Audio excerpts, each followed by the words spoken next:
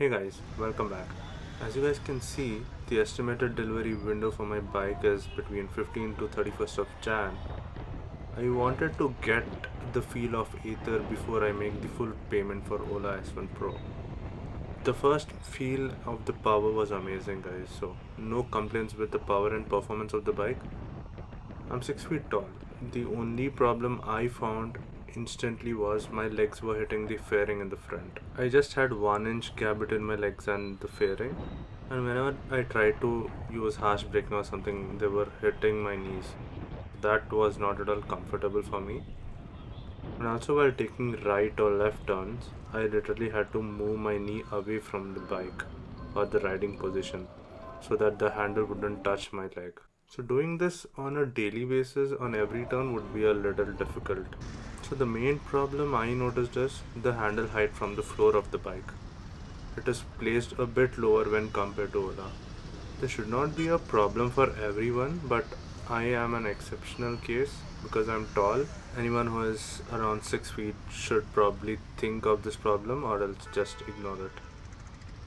So the main problem what I understood is the seating design of Ather. So I stopped by to show you guys what the exact problem from a close-up is. See, there's only 1 inch gap between my legs while I'm sitting, and I can't even slide back. The seat is designed in that way. If you can see, there's a slope and a slot dedicated for the front rider. So as a rider, when I sit, I have to sit in this slot. There is no other space to even slide back to adjust my length of my knees.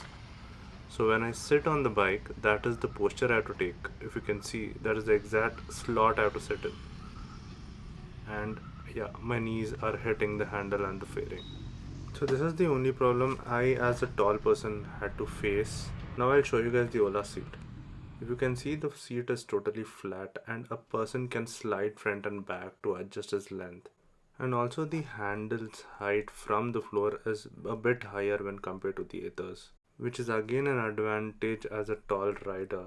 The handle doesn't touch my knees whenever I try to turn left or right. If you can see in this clip, the handle doesn't even touch my knees. I don't have to worry about moving my leg away from my riding position. Same with the front fairing. It doesn't come inside to the rider's leg space. It is designed in a very smart way. The biggest advantage Ola has, its handle height from the floor of the bike.